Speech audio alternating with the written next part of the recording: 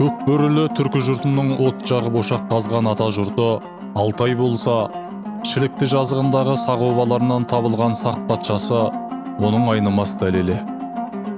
Бүкіл түркі жұртының қара шаңырағының иесі қазақ елі десек, сол қазаққа тән ерлік дәстүрімізді, ұлттық рухымызды, салт дәстүрімізді сақтаған өңірдің бірі, кезінде дүниеге Қабанбай, Дәулетбай, Қосай, Би Боранбай сияқты небір марғасқаларды дүниеге әкелген Байжігіт ұрпағының ата қонысы Тарбағатай өңірі.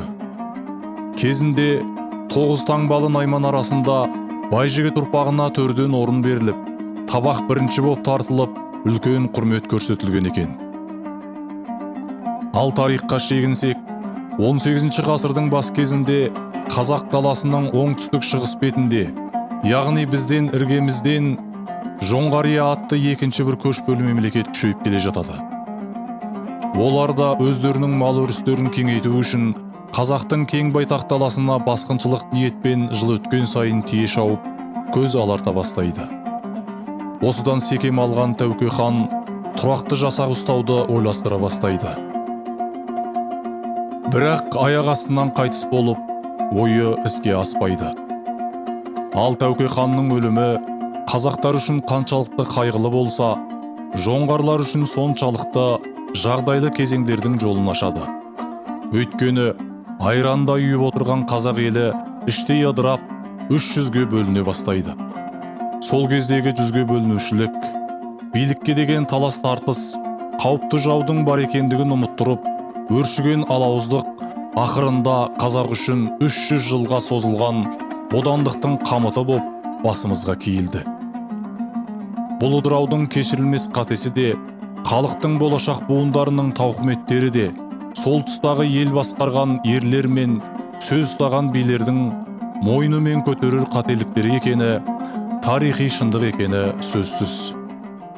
Сол кездегі жағдайды саралап, түптің түбінде жоңғар соғысының болмай қоймайтынын анық түсінген Қабанбай бабамыз 1720 жылдары өзінің тұрақты жасағын ұстап, соғыс тәсілдеріне үйрете бастайды.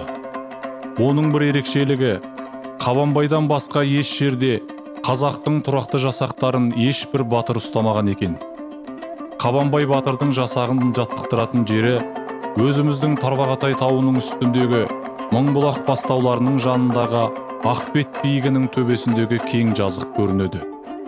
Бұл биіктен бүкіл айналадағы барлық әрекет қимылдар көзден таса қалмайтыны да ескерілсе керек. Ақырында 1724 жылы жоңғарлар қазақтың астанасы Түркістанды басып алады. Оны естіген Қабанбай бабамыз қасына 1000-ға тарта жасақтарын ертіп, Түркістанға барып, 300-ден қол жинап, жерімізді азат етудің қамына кіріседі. Ол кезде Қабанбай батырдың 31-ден енді ғана асып бара жатқан кезі екен. Сол кезде Төле бидің түйесін бағып жүрген 12-13 жастағы сабалақ әскери жасақты көріп, жасаққа қосылмақшы болып, Төленің батасын алып, Қабанбайдың жасағына қосылады.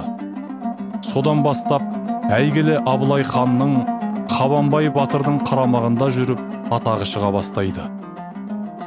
16 жасында 1725 жылғы Шаған маңындағы шайқаста атағы шыққан Әбілмансұр көп ұзамай-ақ Абылай хан атанып, өмірінің ақырына дейін өрелі билігін жүргізді.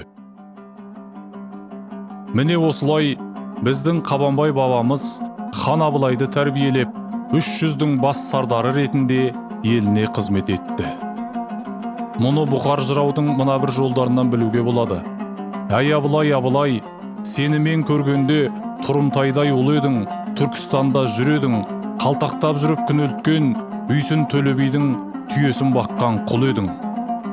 Уа сен Қанжығалы Бөгенбай, тақымы кеппес ұр едің, түн қатып жайыңа жүредің, Қабанбайдан бұрын найзаңды қай жерде жауға тіредің. Енді міне адассақ та, талассақ та, жойылып кетпей осындай күнге де аман есен жеттік. Ол үшін санасудан өттік. Бұл да аз олжа емес екені шындық. Содан бері жылжып талай жылдар өтті. Ескірген ел ескісін іздейді дегендей, өткенімізді түгендеп, ұлыларымызды ұлықтайтын заман келді. Бүгін бізде тегімізді айбаттандыратын, Тарбағатайдың атын шығарған Дәулетбайдың ұрпағымыз деп, артындағы ұрпағы мақтанатындай атақ даңқын қалдырған батыр бабаларымыздың бірі Қабанбай батырдың қанды жорықтарындағы үзеңгілес інісі, бөлесі, саты баласы Дәулетбай әкеміз туралы сөз қозғамақпыз.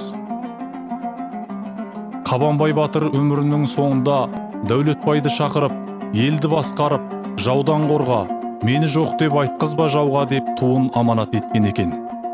Осыдан ақ Дәулетбай бабамыздың дәрежесін, атақ абыройын байқаймыз.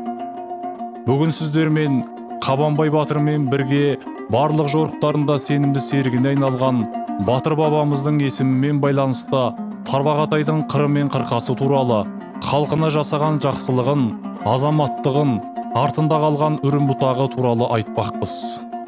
Сол бір қиын қысталаң шақта еліне тірек болған азаматқа өзі туған Байжігіт елінде не істелді, неден олқылық жібердік, алда не істеуіміз керек деген сұрақтар төңірегінде ой бөлісу үшін Дәулетбай атындағы мектептің тарих пәнінің мұғалімі Қайрат Батқанұлының «Қас жауына қарсы шапқан Баһадүр» кітабының тұсаукесер аясында жастарымызды, шежіре қарттарымызды шақырып, ой бөлісуді жөн көрдік.